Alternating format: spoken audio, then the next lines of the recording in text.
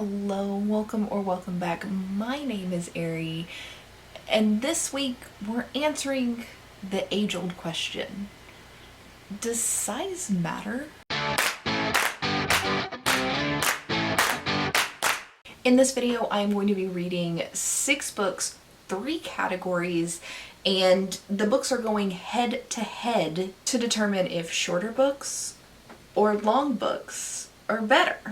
How this is going to work is there's 3 categories, 2 books in each category, a short book and a long book. They're going to go, like I said, head to head via star rating, and whichever has the higher star rating takes the category.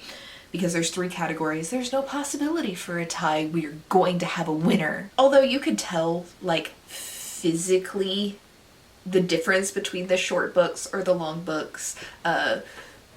Some may ask what constitutes a short or long book. For the purposes of this video, a short book is a book under 320 pages because my longest of the short books is 319 pages. And then a long book is a book over 600 pages because the shortest of my long books is 647 pages. The longest is 962. So these are some thick boys we've got over here. So let's jump into the categories. Category 1 is going to be authors I've read from before and liked. That's it. Very simple. For the long book, I've got Queen of Air and Darkness by Cassandra Clare. This is book 3 in the Dark Artifices trilogy, which is part of her Shadowhunters universe. Basically, if you're not familiar, Shadowhunters are Nephilim, so half human, half angel. Maybe not half, but human and angel hybrids. And they kind of are a policing force for magical creatures that are hidden in our world. Did anybody ask them to be a policing force? No, they just decided it for themselves. This particular series follows not like a full generation after Jason Clary in the first 6 books, but like the younger brothers and sisters. 5 years, I believe, after the events of City of Heavenly Fire, this is when this takes place, and while like Jace Clary et al. Are still present in these books, they're side characters. The main 2 in this book are Emma and Julian, and these are all like magical forbidden love stories. Like each main characters have a forbidden love that they need to overcome somehow. For a short book, I'm going to read Sleeping Giants by Sylvain Neuvel. This will be my 4th book by Sylvain Neuvel, I believe. So I haven't read as many, but I still think I'm gonna like this. This is on my 5-star predictions for the year, and it's the first book in a trilogy. So completely new to me series, but not a new to me author. I don't know a whole lot about this.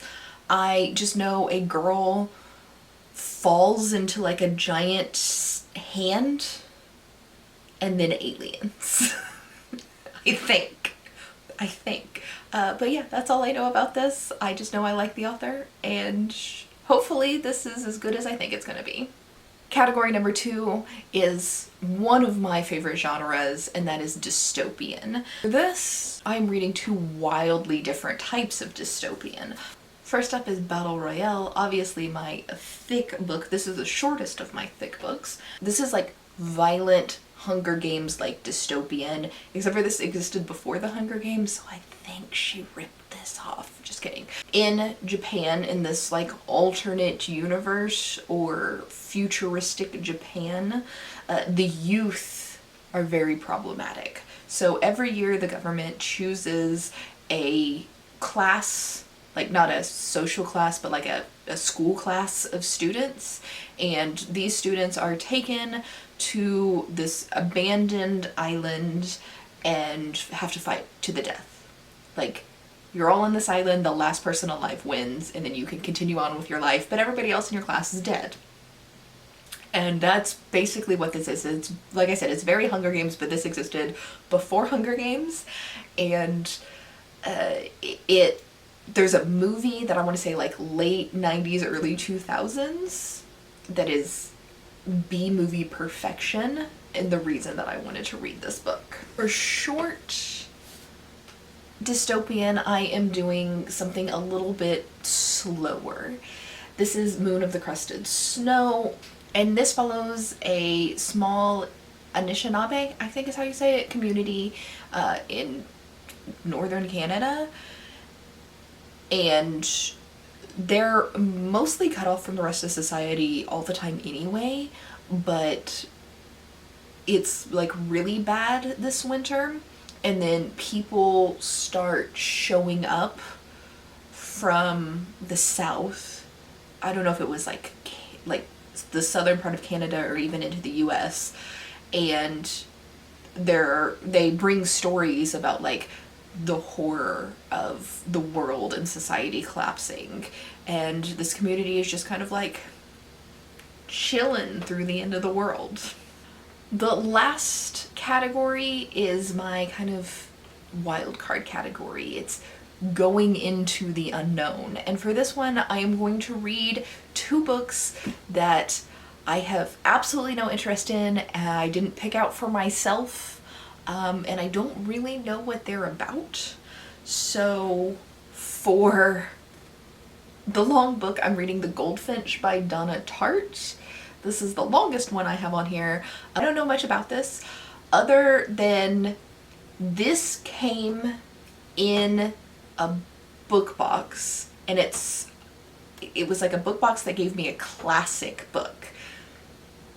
The first edition of this was published in 2013. So I'm not exactly sure how the hell a book published in 2013 is supposed to be any sort of classic. But this was sold to me as a classic novel, so very confused on that one. But hopefully I find some interest here, or maybe not. Maybe we want the short books to win, and this is Lily and the Octopus. Again, I have no idea what the plot of this is. I don't want to read the back of it and find out. I want to go into these completely blind. All I know is a Secret Santa gave me this book. So, and they said that it was their favorite book. That's all I know. Other than that, I have no idea which one of these two books is going to be better. Thus, my unknown category. All right, my 6 books for this week. Let me know down in the comments below if you think the long books or the short books are going to win, and we will jump into this with category number 1. Round 1, we have Queen of Air and Darkness versus Sleeping Giants. Let's start with Queen of Air and Darkness. This is a Shadowhunter novel, and the Shadowhunters novels are kind of divided into trilogy. So you have the first 2 trilogies which follow the same groups of characters, mainly Jace and Clary. Then you have the 3rd trilogy which goes back in time to like Victorian England, and then you have this trilogy which mostly follows Emma and Julian, who were children, like small young children at the time of the events of the first 2 trilogies. So they're kind of like in the genre of like younger siblings to Jace and Clary, even though they're not related to either one of those. Jace and Clary's books take place in New York, and this takes place in California. So a lot of crossover with characters, and just like 5 years later. All of the Shadowhunters novels tend to follow like the same themes, where you have 2 main characters who are star-crossed lovers, and those 2 characters can't be together for some arbitrary reason that's different in all of the series, but they can't be together for some reason, and they're always straight. Most of the side characters are queer in some sort of way, or at least not like cis-het. This one I think is probably the most diverse. We have returning characters who are two men who are gay, and then we have new characters who are two women who are married to each other, lesbians. We also have a trans character in this book, and we have a throuple. So, diversity, but not main character diversity. There's also always a plot where, like, with the Shadowhunter Society in and of itself. Shadowhunters exist to protect the world from demons, but the elder Shadowhunters, the like full-on adult Shadowhunters, kind of mimic like modern day political society. They're very racist against other downworlders, so like other magical creatures, just like fae, fairies, vampires, werewolves, things like that. And they use a lot of policing tactics and like false information to empower themselves through hatred of others. So you will always find that plot line in these books, but obviously our main characters are very, very much against that, and they are very accepting, very kind, very loving, etc. As far as like conclusions, this one's actually a pretty good one. For the most part, I don't want to get into too much of like this story exactly because it's like so deep into the Shadowhunters universe, and it's the third book in this trilogy. So anything I say about this book specifically is going to be a spoiler.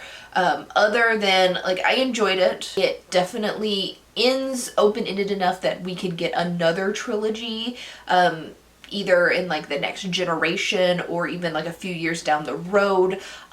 I don't know what she wants to do with that. She hasn't written it yet. And then it also is a conclusion to Emma and Julian's story, so we don't necessarily need another trilogy with them being the main characters. This was fairly close to a 5-star. I started crying from like page 1. There was a bunch of very sad shit that happened at the end of book 2 that just picked up right away. Book brought me to tears, like both happy tears and sad tears multiple times. It was very close to a 5-star. Just the only thing that happens a lot in books like this is it sets up, like the author sets up where there's potential for a lot of main characters to die. What happens a lot of times is it ends in a happy ending. Like the author never like actually pulls a George R.R. Martin and kills off their main characters, and this is no different. I don't like just the way too happy ending when the rest of the book is so emotional. I would have just preferred for somebody important in here to die, and I'm not really getting that. So 4 stars for this one. Still very good.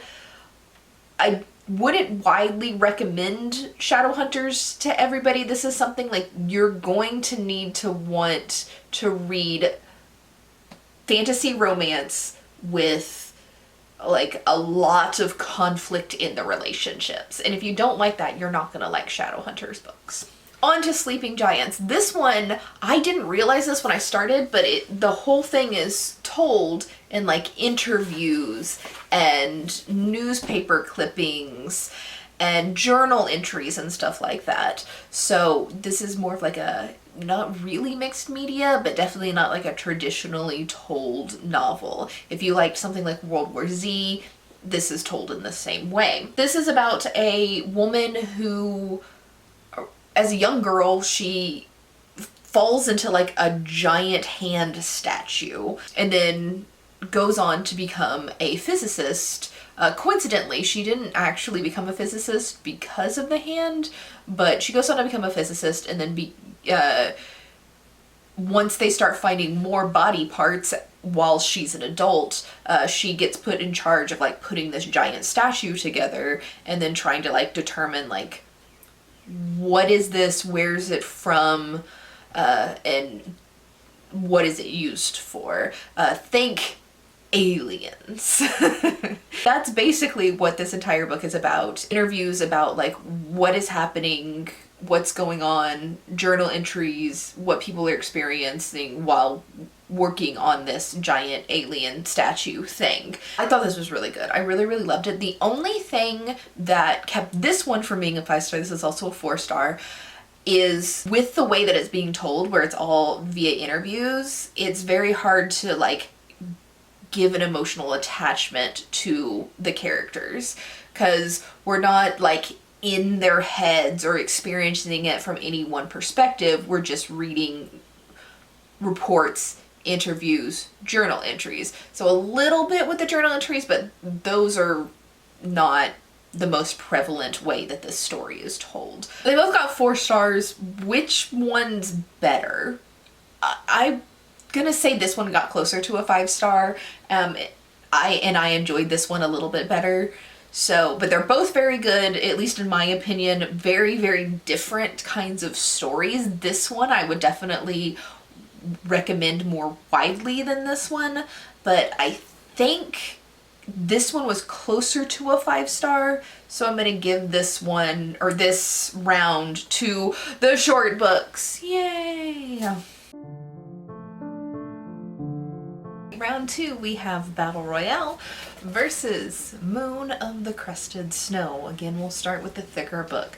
So Battle Royale is a little bit of an older dystopian. This is a translated work of fiction. The original Japanese story was published in 1999, and then a movie was made from the book in 2001. Then this was translated to English and published in the United States in like 2013, which was pretty much like right in the middle of like the really big dystopian YA craze that we had in America. So it totally makes sense that this, which was like an original dystopian YA, would have been translated and brought over here at that time. In this universe, there is like a North Korea-like Japan. Every province every year has a 9th grade class that has to go fight to the death. I don't really know why. It's just part of the government. This follows one of these 9th grade classes, Class B, and they are selected for this, and then they are sent to this island, and they have to fight to the death. It's 42 students to begin with, all the way down to 1. The rules is basically anything goes. Kill people however you want to, but if the game goes 24 hours without somebody dying, then everybody's killed. Everybody's wearing little collars that if they go into like a forbidden area or do something else that they're not supposed to, the collars will explode their head. Super, super fun. If you've seen the movie, which I think a lot of people have seen the movie, the first like 20% of the movie is fairly accurate to the book. Other than the movie's a little bit weirder than the book, like the really shitty weapons, like a pot lid, don't exist in this book. It's a little bit more serious. And obviously this is a chunker, so it describes everything a whole lot better. If you watch the movie, about halfway through the movie, like the plot is just lost, and everybody I've ever known who's seen it is just confused about like what the hell is happening now. And it's basically what it seems like is they wanted to tell the story of each one of the deaths, got about halfway through the movie and then realized, oh shit, we're out of time. And then they tried to like condense it, but it wasn't explained well enough once they condensed everything. Also, for some reason, like I said, like the first 20% of the book is fairly accurate to the movie, but like every scene has like minor little unnecessary differences. I don't know why. It's just how it was. Overall, if you like the movie, you're gonna like this book. Like I said, it explains everything a little bit better. It's a little bit more serious, a little bit darker, a little bit more gory, all of that fun stuff. The only real issue I have with this book is it was written in 1999 in Japan, so it is very, there's a lot of instances of misogyny, and there is homophobia in here, which is kind of expected of the time, unfortunately. So if you're going to go in and read this, like, obviously trigger warnings for those two things, and then it's a battle royale, like, is gonna be violent. There's a lot of deaths, a lot of really dark topics in here. Overall, I thought this was very amusing, very engaging, and I give it a 4-star. Next up for the short book, I've got Moon of the Crusted Snow. This is also kind of apocalyptic, dystopian, but it's a completely different tone. This is a much more serious book. This basically follows a small Anishinaabe community in northern Canada who are most of the times like cut off from the rest of the world. They'll have like an ice road trucker come up and deliver food like once a month maybe, and mostly they're on their own. They have power, they have internet, stuff like that, but it's not super reliable. And basically what happens in this book is like a normal day and the power goes out, and then the cell service goes out, and then the television goes out. And they're kind of confused, but they're like, this happens all the time. It's kind of weird that all three of them went out at once, but this happens, no big deal. Go on with their lives. And maybe a week later, some young men who are away at university from the community show up, and they're like, the world's gone to shit. Like, power's out everywhere. There's no cell service. There's no internet. The college kind of ran for a couple of days, but there's no food. They're not feeding us anymore. We were scared because people have started to get violent, and they fled their dormitory and then came back home to their community. Obviously, there's something wrong. The world has ended,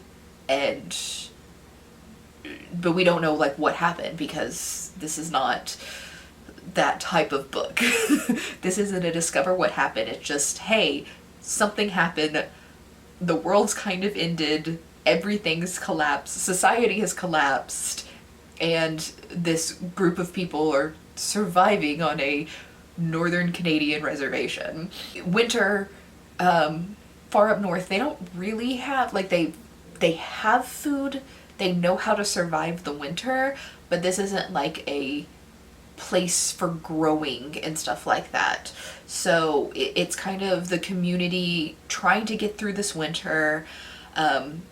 White people start showing up, which causes more problems of a different kind. You've got different levels of dedication within supporting the community. You have the people who want to practice the ways of their ancestors, and they hunt, and they're more prepared for this. And then you have just generally lazy people who didn't prepare at all for winter, expecting that they could just go to the grocery store and buy stuff whenever they needed to buy stuff from the grocery store. And it just mainly follows this man Evan and his family through these different things. It's a slow-paced book. It's an intelligent book. And at one part in here it talks about how it may be the end of the world for white people, but for the Anishinaabe, like, their apocalypse already happened whenever white people came and took their land and pushed them from their native tribal lands further north, when they came and stole their children and took them to residential schools. Like, they've already experienced the end of the world, so this is just surviving. It's a continuation of the survival, and maybe a way to bring back the ways of their elders that have been lost, or mostly lost, after being forced to basically assimilate with white culture. So this was also very good, and also 4 stars. So mostly tied, but I'm gonna go with this one as the higher rated on this one because this was more entertaining. This I would more widely recommend, and I think everybody should read this or something like it. But this one was like action-packed and entertaining, and this was like educational and sad. So we're gonna go with this one just straight up for entertainment factors. Again, these are like, though both are dystopian, they are wildly different books and very, very hard to compare to each other. So as far as that goes, I'm kind of failing here with better picking books that compare to each other. If I ever do this again, I'm gonna have to get better at this. But we're gonna go with Battle Royale is the winner of this round. So we're tied. Short book one, round one, long book one, round two. And round three is going to decide for me if short or long books are better. Apparently, 4 stars in a row was just too much because both of these books sucked. For vastly different reasons. Let's start with The Goldfinch by Donna Tartt. I don't understand why this is like a national bestseller and why this book got so popular. There's nothing about this book that makes it worth reading 900 something pages. Like, Donna Tartt is a fantastic writer and she could tell a story. But what is this? Basically, this is a coming of age story. Our main character, Theo, is a 13-year-old child at a museum with his mother when the museum is attacked by terrorists. A bomb goes off. It kills his mother and injures Theo. And Theo, after his injury, is kind of like discombobulated, ends up stealing a painting. And then you kind of like go through the rest of his life with this painting that he stole, his like worries and fears over it, and then like all of the psychological complications he has dealing with the grief of losing his mother at such a young age. I don't like coming of age stories, especially of young asshole men who turn into like huge asshole adults. Just not my vibe here.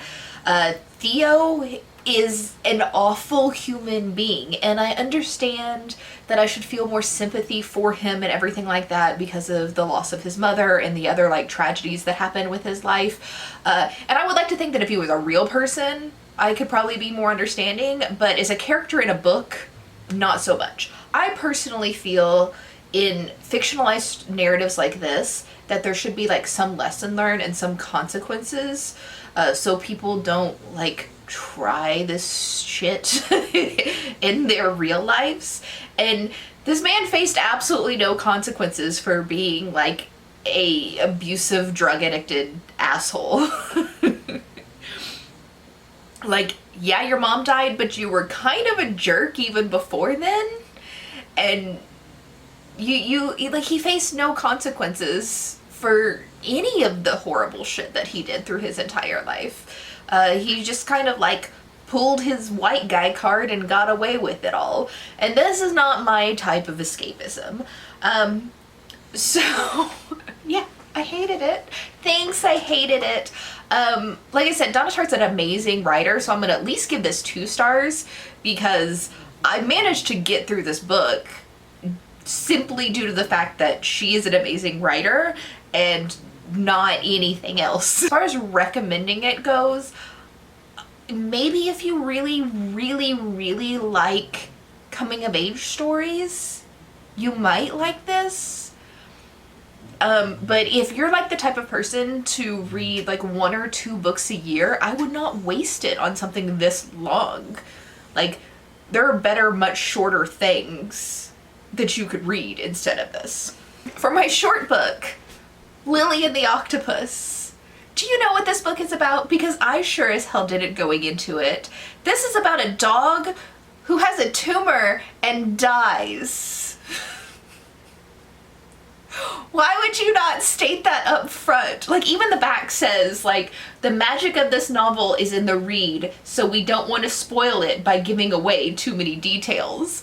Like, I think letting the consumer know that they're going into a novel where the dog freaking dies is a very, very important thing that you should state up front. Outside of just this being a book about a dog dying, I still hated this story because I didn't understand what the author was going for. Our main character, Ted, is a 42-year-old man who has a 16-year-old dog who's old. And I think that story would have been fine, except for Ted reads like a very, very young child. The way he's dealing with grief and loss feels juvenile and not accurate to a 42-year-old man. And I don't know if people like really go through this kind of depression, and I just have never experienced it, or if it's just written badly. Like, I don't know. I don't have the personal experience to back this up. I just know I don't like it. Basically, Ted notices a tumor on the dog's head one day, but he refuses to refer to it as a tumor, and he calls it an octopus the entire book. And he has these like fantastical like battles and conversations with the octopus. I mean, he has like conversations with the dog, not he talks to his dog. The dog talks back. And I was really struggling to tell if this guy just doesn't have all of his mental facilities, or if it was supposed to be some sort of magical realism. Because no one else other than this guy seemed to be able to talk to animals, or like thought that the dog had an octopus on his head. Like, it was very clearly a tumor, and other people always considered it a tumor. And he would have conversations with the dog in front of other people, and no one ever really commented on it. So I was very confused about all of that, and I didn't like not knowing. Like, if it's magical realism, make it magical realism and make it that way for everybody in the universe. Or if it's this guy is losing it, then make that a little bit more clear, I think. I also was very put off by Ted's personality in and of itself. It mostly how he thought of other people. Like, pretty much the opening scene, he's with his therapist, and he is basically like shitty to his therapist and in his head about his therapist, simply because her name is Jenny. Like, she doesn't seem like a bad therapist, but he thinks she's awful at her job and wishes he had a better therapist if he could afford it, simply because her name is Jenny.